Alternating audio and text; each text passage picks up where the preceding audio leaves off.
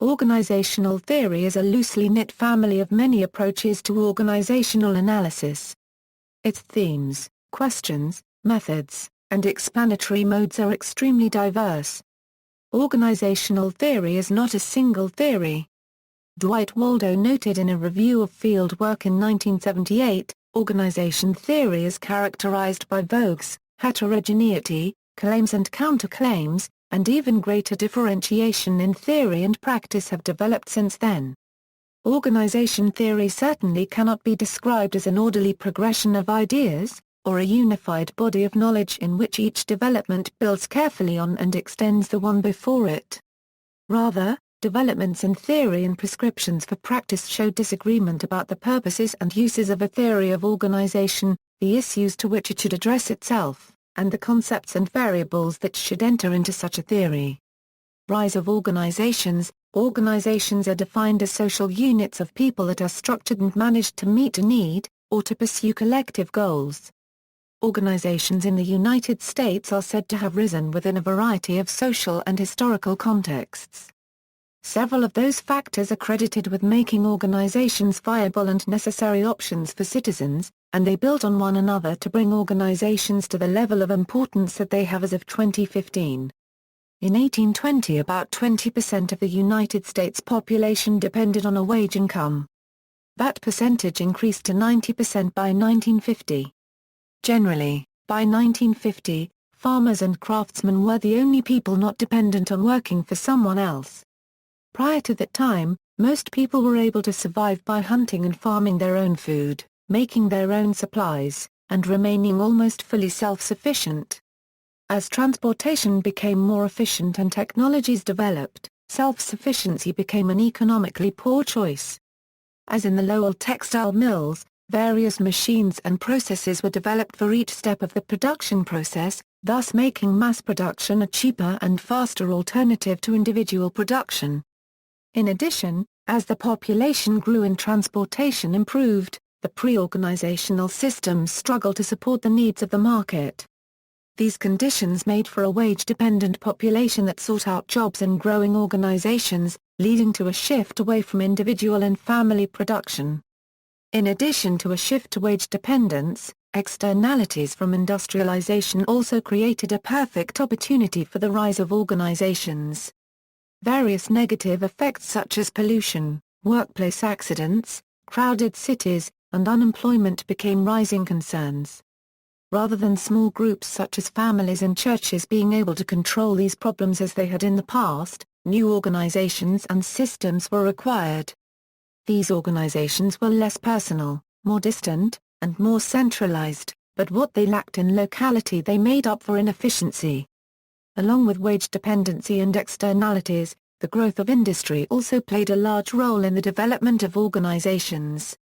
Markets that were quickly growing needed workers urgently, so a need developed for organizational structures to guide and support those new workers. Some of the first New England factories initially relied on the daughters of farmers. Later, as the economy changed, they began to gain workers from the former farming classes, and finally, from European immigrants. Many Europeans left their homes for the promises of U.S. industry, and about 60% of those immigrants stayed in the country. They became a permanent class of workers in the economy, which allowed factories to increase production and produce more than they had before. With this large growth came the need for organizations and for leadership that was not previously needed in small businesses and firms. Overall, the historical and social context in which organizations arose in the United States allowed not only for the development of organizations, but also for their spread and growth. Wage dependency, externalities, and growth of industries all played into the change from individual, family, and small group production and regulation to large organizations and structure. Although the decline in small business might not seem to explain the way in which the development of organizations leads to increased aggregate economic return, it exemplifies the competitive nature of capitalism. As organizations develop, they devour smaller organizations that cannot keep up and allow for the evolution of innovative management and production techniques, which can then be used by other larger companies. The development of organizations demands more highly skilled workers as they continue to grow. It also builds precautionary measures on cutting-edge technology. It increases the need for specialization and accounts of functionalism in various organizations and their respective societies. Through much advancement in the interaction of capitalistic bureaucracies, the development of organizations has driven contemporary firms to thrive in modern society. Competing theories of organization. As organizations were implemented over time, many people experimented as to which organizational theory was best. These theories of organizations include bureaucracy, rationalization, and the division of labor. Each theory provides distinct advantages and disadvantages when implemented. Weber's ideal of bureaucracy, official jurisdiction on all areas is ordered by rules or laws already implemented. There is an office hierarchy, a system of super and subordination in which lower offices are supervised by higher ones. The management of the modern office is based upon written rules, which are preserved in their original form. Office management requires training and specialization. When the office is developed established, it requires the full working capacity of individuals. Rules are stable and can be learned. Knowledge of these rules can be viewed as expertise within the bureaucracy. When a bureaucracy is implemented, they can provide accountability, responsibility, control, and consistency. The hiring of employees will be an impersonal and equal system. Although the classical perspective encourages efficiency, it is often criticized as ignoring human needs. Also, it rarely takes into consideration human error or the variability of work performances. In the case of the Space Shuttle Challenger disaster, NASA managers overlooked the possibility of human error. Rational system perspective in a rational organization system, there are two significant parts: specificity of goals and formalization. Goal specification provides guidelines for specific tasks to be completed along with a regulated way for resources to be allocated. Formalization is a way to standardize organizational behavior. As a result, there will be stable expectations, which create the rational organizational system. Scientific management. Taylor analyzed how to maximize the amount of output with the least amount of input. This was Taylor's unregistered trademark's attempt to rationalize the individual worker. Divide work between managers and workers, provide incentive system, scientifically trained workers, create a science for each individual unregistered trademark's responsibilities, make sure work is done on time efficiently. There are problems that arose out of scientific management. One is that the standardization leads workers to rebel against mundanes. Another is that workers may reject the incentive system because they are required to constantly work at their optimum level, an expectation that may be unrealistic. Division of labor. The division of labor is the specialization of individual labor roles. It is often associated with increasing output and trade. According to Adam Smith, the division of labor is efficient due to three reasons: occupational specialization, saving from not changing tasks, and machines taking the place of human labor. Occupational specialization leads to increased productivity and distinct skill. Also, Smith argued that human and physical capital must be similar or matched. If the skill of workers were matched with technological improvements, there would be a major increase in productivity. Although the division of labor is often viewed as inevitable in a capitalistic society, there are several specific problems that may arise. They include a lack of creativity, monotony, and lack of mobility. Creativity will naturally suffer due to the monotonous atmosphere that the division of labor creates. Doing the same routines may not be for everyone. Also, employees are unregistered trademark familiar with other parts of the job. They cannot assist employers of different parts of the system. Modernization theory. Modernization began when a national unregistered trademark's rural population started moving from the countryside to cities. It deals with the cessation of traditional methods in order to pursue more contemporary effective methods of organization. Urbanization is an inevitable characteristic of society because the formation of industries and factories induces profit maximization. It is fair to assume that along with the increase in population, as a result of the subsequent urbanization, is the demand for an intelligent and educated labor force. Following the 1950s, Western culture utilized the effects of mass media coverage to communicate their good fortune attributed to modernization. The coverage promoted a psychic mobility among the social class and increased the aspirations of many hopefuls in developing economic countries. Under this theory, any country could modernize by using Western civilization as a template. Although this theory of modernization seemed to pride itself on only the benefits, countries in the Middle East saw this movement in a new light. Middle Eastern countries believed that the media coverage of modernization implied that the more traditional societies have not or risen to a higher level of technological development. Consequently, they believed a movement that benefits those who have the monetary resources to modernize technological development would discriminate against the minorities and poor masses. Thus, they were reluctant to modernize because of the economic gap it would create between the rich and the poor. The growth of modernization took place beginning in the 1950s. For the ensuing decade, people analyzed the diffusion of technological innovations within Western society and the communication that helped it disperse globally. This first wave as it became known had some significant ramifications. First, economic development was enhanced from the spread of new technological techniques. And second, modernization supported a more educated society, and thus a more qualified labor force. The second wave took place between the years 1960 and 1970. This period was labeled anti-modernization, because it saw the push of innovations of Western society onto developing countries as an exertion of dominance. It refuted the concept of relying heavily on mass media for the betterment of society. The last wave of modernization theory, which took place in the 1990s, depicts impersonality. As uses of newspapers, TVs, and radios become more prevalent, the need for direct contact, a concept traditional organizations took pride in, diminishes. Thus, organizational interactions become more distant. According to Frank Dobbin, the modern worldview is the idea that modern institutions are transparently purposive and that we are in the midst of an evolutionary progression towards more efficient forms. This phrase epitomizes the goal of modern firms, bureaucracies, and organizations to maximize efficiency.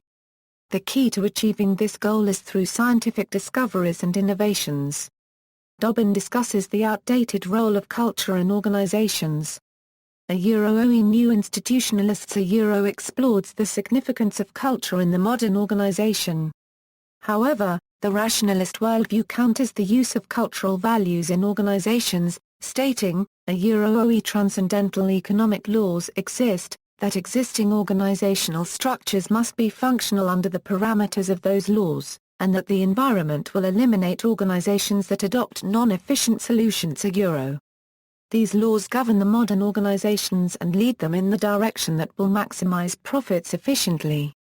Thus, the modernity of organizations is to generate maximum profit, through the uses of mass media, technological innovations, and social innovations in order to effectively allocate resources for the betterment of the global economy. Classical perspective. The classical perspective emerges from the Industrial Revolution and centers on theories of efficiency. There are two subtopics under the classical perspective, the scientific management and bureaucracy theory. Efficiency and teleological arguments in Iberian bureaucracy. Max Weber believed that an ideal bureaucracy consists of 6 specific characteristics: hierarchy of command, impersonality, written rules of conduct, advancement based on achievement, specialized division of labor, and efficiency. This ultimate characteristic of Iberian bureaucracy, which states that bureaucracies are very efficient, is controversial and by no means accepted by all sociologists. There are certainly both positive and negative consequences to bureaucracy, and strong arguments for both the efficiency and inefficiency of bureaucracies. While Max Weber unregistered trademark's work was published in the late 1800s and early 1900s, before his death in 1920, his work is still referenced today in the field of sociology. Weber unregistered trademark's theory of bureaucracy claims that it is extremely efficient, and even goes as far as to claim that bureaucracy is the most efficient form of organization. Weber claimed that bureaucracies are necessary to ensure the continued functioning of society, which has become drastically more modern and complex in the past century. Furthermore, he claimed that without the structured organization of bureaucracy, our complex society would be much worse off, because society would act in an inefficient and wasteful way. He saw bureaucracies as organizations driven towards certain goals, which they could carry out efficiently. In addition, within an organization that operates under bureaucratic standards, the members will be better off due to the heavy regulation and detailed structure. Not only does bureaucracy make it much more difficult for arbitrary and unfair personal favors to be carried out, it also means that promotions and hiring will generally be done completely by merit. Weber most definitely saw bureaucracies as goal-driven, efficient organizations, but one must not come to the quick and incorrect conclusion that he saw no downfalls to bureaucracy. He recognized that there are constraints within the bureaucratic system. First of all, he realized that bureaucracies were ruled by very few people with very large amounts of unregulated power. This tends to lead to a situation of oligarchy, whereby a limited number of officials become the political and economic power. Furthermore, Weber considered further bureaucratization to be an inescapable fate, because it is supposedly superior to and more efficient than other forms of organization. Weber unregistered trademark's analysis of bureaucracies led him to believe that they are too inherently limiting to individual human freedom, and he feared that people would begin to be too controlled by bureaucracies. His rationale comes from the knowledge that the strict methods of administration and legitimate forms of authority associated with bureaucracy act to eliminate human freedom. Regardless of whether or not bureaucracies should be considered positively efficient or too efficient to the extent that they become negative, Iberian bureaucracy tends to offer a teleological argument. A theory, in this case bureaucracy, is considered to be teleological if it involves aiming at specific goals. Weber claimed that bureaucracies are goal-oriented organizations, which use their efficiency and rational principles to reach their goals. A teleological analysis of businesses leads to the inclusion of all involved stakeholders in decision-making. The teleological view of Iberian bureaucracy postulates that all actors in an organization have various ends or goals, and attempt to find the most efficient way to achieve these goals. Scientific management equals. The scientific management theory was introduced by Frederick Winslow Taylor to encourage production efficiency and productivity. Taylor argues that inefficiencies could be controlled through managing production as a science. Taylor defines scientific management as concerned with knowing exactly what you want men to do and then seeing that they do it in the best and cheapest way. According to Taylor, scientific management affects both workers and employers, and stresses the control of the labor force by management. The principles of scientific management. Taylor identifies 4 inherent principles of the scientific management theory. The creation of a scientific method of measurement that replaces the rule of thumb method, emphasis placed on the training of workers by management, cooperation between manager and workers to ensure the principles are being met, equal division of labor between managers and workers. Bureaucratic theory equals. The scholar most closely associated with bureaucratic theory is Max Weber. In Economy and Society, his seminal book published in 1922, Weber articulates the necessary conditions and descriptive features of bureaucracy. An organization governed under Weber unregistered trademark's conception of bureaucracy is characterized by the presence of impersonal positions that are earned and not inherited, rule-governed decision-making, professionalism, chain of command, defined responsibility, and bounded authority. Weber begins his discussion of bureaucracy by introducing the concept of a Euro-jurisdictional areas, unregistered trademark institutions governed by a specific set of rules or laws. In a Euro-jurisdictional area, unregistered trademark regular activities are assigned as official duties. The authority to assign these duties is distributed through a set of rules, and duties are fulfilled continuously by qualified individuals. These elements make up a bureaucratic agency in the case of the state and a bureaucratic enterprise in the private economy. There are several additional features that comprise Iberian bureaucracy. It is possible to find the utilization of hierarchical subordination in all bureaucratic structures. This means that higher-level officers supervise lower-level officers. In bureaucracies, personal possessions are kept separate from the monies of the agency or the enterprise. People who work within a bureaucracy are usually trained in the appropriate field of specialization. Bureaucratic officials are expected to contribute their full working capacity to the organization. Positions within a bureaucratic organization must follow a specific set of general rules. Weber argued that in bureaucracy, taking on a position or office signifies an assumption of a specific duty necessary for the organization. This conception is distinct from historical working relationships in which a worker served a specific ruler, not an institution. The hierarchical nature of bureaucracies allows employees to demonstrate achieved social status when an office holder is elected instead of appointed. That person is no longer a purely bureaucratic figure. He derives his power from below unregistered trademark instead of from above unregistered trademark. When a high-ranking officer selects officials, they are more likely to be chosen for reasons related to the benefit of the superior than the competency of the new hire. When high-skilled employees are necessary for the bureaucracy and public opinion shapes decision-making, competent officers are more likely to be selected.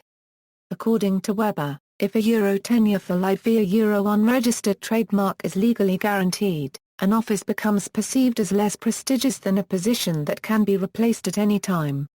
If a tenure for life via unregistered trademark or a right to the office unregistered trademark develops, there is a decrease in career opportunities for ambitious new hires and overall technical efficiency becomes less guaranteed. In a bureaucracy, salaries are provided to officials. The amount is determined on the basis of rank and helps to signify the desirability of a position. Bureaucratic positions also exist as part of stable career tracks that reward office holders for seniority. Weber argues that the development of money economia unregistered trademark is the only normal precondition for the unchanged survival, if not the establishment, of pure bureaucratic administrations euro.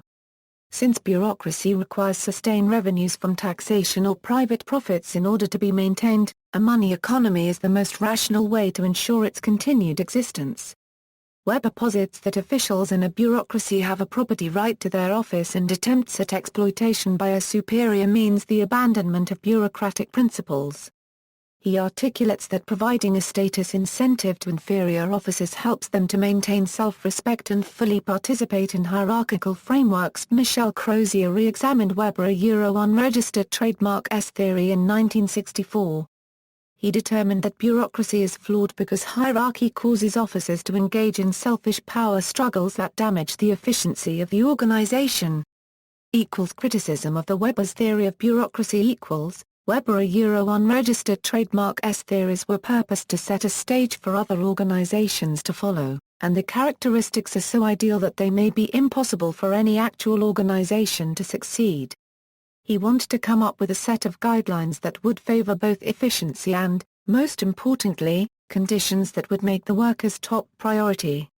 It was common for earlier theorists to distort Weber unregistered trademark views, and today, people still make the same mistakes as they did when Weber unregistered trademark views first came into play. He has always been critiqued for the branches of his ideas that don't unregistered trademark work in reality, but the point of his theory was not to actually create an organization, but to create an ideal model for other organizations to follow. One big misconception that people have had in the past is a question of Weber unregistered trademark's morality due to their oversimplification of his characteristics of a pure bureaucracy. Only there is dangerous risk of oversimplification in making Weber seem cold and heartless to such a degree that an efficiently run Nazi death camp might appear admirably In reality, Weber believed that by using human logic in his system, we could achieve improvement of human condition in various workplaces.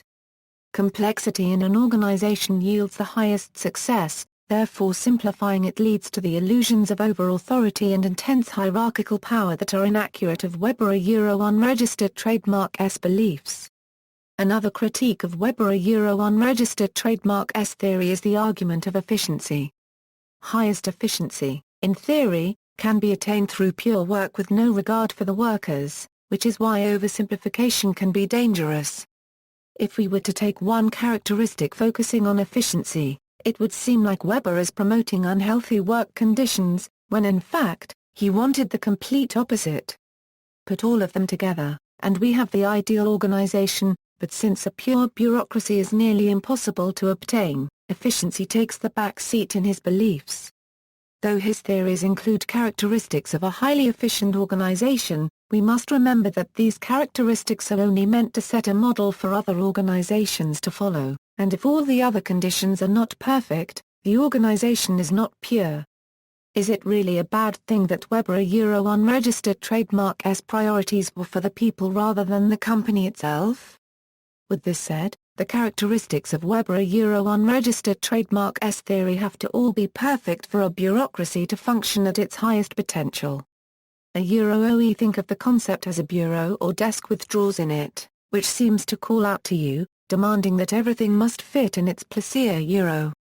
If one object in the drawer does not fit properly, the entire drawer becomes untidy, which is exactly the case in Weber unregistered trademark's theory. If one characteristic is not fulfilled, the rest of them are unable to work in unison, leaving the organization performing below its full potential. One characteristic that was meant to better workplace conditions was his rule that a OE organization follows hierarchical principle, subordinates follow orders or superiors, but have right of appeal. In other words, everyone in a company or any sort of work environment has the opportunity and right to disagree or to speak up if they are unhappy with something rather than not voice their opinion in fear of losing their job. Open communication is a very important part of Weber unregistered trademark's ideal bureaucracy, and is practiced today. Because of the communication, it may not be the most efficient, but Weber would argue that improved human conditions are more important than efficiency. It is hard to critique Weber unregistered trademark's theories strictly because of the fact that they are theories. They are nearly impossible to perform in real life, therefore how can we know if they work or not? They are merely a set of guidelines that make up bureaucracy, which today many believe is the best way to run organizations in all aspects. Neoclassical Perspective. The Neoclassical Perspective began with the Hawthorne studies in the 1920s. This approach gave emphasis to affective and socio-psychological aspects of human behavior in organizations. The human relations movement was a movement which had the primary concerns of concentrating on topics such as morale, leadership. Hawthorne study A number of sociologists and psychologists made major contributions to the study of the neoclassical perspective, which is also known as the human relations school of thought. Elton Mayo and his colleagues were the most important contributors to this study because of their famous Hawthorne study from the Hawthorne plant of the Western Electric Company between 1927 and 1932. The Hawthorne study suggested that employees have social and psychological needs along with economic needs in order to be motivated to complete their assigned tasks. This theory of management was a product of the strong opposition against a scientific and universal management process theory of Taylor and Fayle. This theory was a response to the way employees were treated in companies and how they were deprived of their needs and ambitions. In November 1924, a team of researcher professors from the renowned Harvard Business School of USA began investigating into the human aspects of work and working conditions at the Hawthorne plant of Western Electric Company, Chicago. The company was producing bells and other electric equipments for the telephone industry. Prominent professors included in the research team were Elton Mayo, Roethlisberger and Wyled, and William Dixon. The team conducted 4 separate experimental and behavioral studies over a 7-year period. These were Illumination Experiments to find out the effect of illumination on workers' productivity. Relay Assembly Test Room Experiment to find out the effect of changes in number of work hour and related working condition on worker productivity. Experiment in Interviewing Working. In 1928, a number of researchers went directly to workers, kept the variables of previous experiment aside, and talked about what was, in their opinion, important to them. Around 20,000 workers were interviewed over a period of 2 years. The interviews enabled the researchers to discover a rich and intriguing world that previously remained undiscovered and unexamined within the Hawthorne studies undertaken so far. The discovery of the informal organization and its relationship to the formal organization was the landmark of experiments in interviewing workers. These experiments led to a richer understanding of the social, interpersonal dynamics of people at work. Bank wiring room experiments to find out social system of an organization. Results of the Hawthorne studies. The Hawthorne studies helped conclude that a human social element operated in the workplace and that productivity increases well as much an outgrowth of group dynamics as of managerial demands and physical factors. The Hawthorne studies also concluded that although financial motives were important, social factors are just as important in defining the worker productivity. Hawthorne effect was the improvement of productivity between the employees. It was characterized by the satisfactory interrelationships between the co-workers. It classifies personnel as social beings and proposes that sense of belonging in the workplace is important to increase productivity levels in the workforce. An effective management understood the way people interacted and behaved within the group. The management attempts to improve the interpersonal skills through motivations, leading, communication and counseling. This study encourages managers to acquire minimal knowledge of behavioral sciences to be able to understand and improve the interactions between employees. Criticism of the Hawthorne study. Critics believe that Mayo gave a lot of importance to the social side of the study rather than addressing the needs of an organization. Also, they believe that the study takes advantage of employees because it influences their emotions by making it seem as if they are satisfied in content. However, it is merely a tool that is being used to further advance the productivity of the organization. Modern organizational theory. There was a wave of scholarly attention to organizational theory in the 1950s, which from some viewpoints held the field to still be in its infancy. A 1959 symposium held by the Foundation for Research on Human Behavior in Ann Arbor, Michigan, was published as Modern Organization Theory. Among a group of eminent organizational theorists active and during this decade were E. Whiteback, Chris Argyri, James G. March, Rensis Likert, Jacob Marshak, Anatole Rappaport, and William Foote White. Environmental perspective. Contingency theory. The contingency theory views organization design as a constrained optimization problem, meaning that an organization must try to maximize performance by minimizing the effects of varying environmental and internal constraints. Contingency theory claims there is no best way to organize a corporation, to lead a company, or to make decisions. An organizational, leadership, or decision-making style that is effective in some situations, may not be successful in other situations. The optimal organization, leadership, or decision-making style depends upon various internal and external constraints. Contingency theory factors. Some examples of such constraints include the size of the organization, how the firm adapts itself to its environment, differences among resources and operations activities. 1. Contingency on the organization. In the contingency theory on the organization, it states that there is no universal or one best way to manage an organization. Secondly, the organizational design and its subsystems must fit with the environment, and lastly, effective organizations must not only have a proper fit with the environment, but also between its subsystems. 2. Contingency theory of leadership.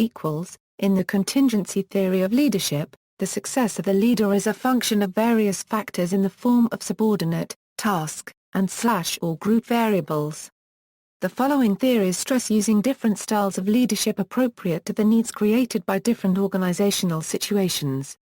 Some of these theories are, the contingency theory. The contingency model theory, developed by Fred Fiedler, explains that group performance is a result of interaction between the style of the leader and the characteristics of the environment in which the leader works. The Hersey-Blanchard situational theory. This theory is an extension of Blake and Mouton's managerial grid and Redin's 3D management style theory. This model expanded the notion of relationship and task dimensions to leadership and readiness dimension. 3. Contingency theory of decision-making equals, the effectiveness of a decision procedure depends upon a number of aspects of the situation, the importance of the decision quality and acceptance, the amount of relevant information possessed by the leader and subordinates, the amount of disagreement among subordinates with respect to their alternatives. Criticism of the contingency theory: it has been argued that the contingency theory implies that a leader switch is the only method to correct any problems facing leadership styles in certain organizational structures. In addition, the contingency model itself has been questioned in its credibility.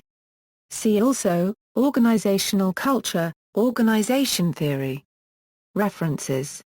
External links: media related to human resources management at Wikimedia Commons.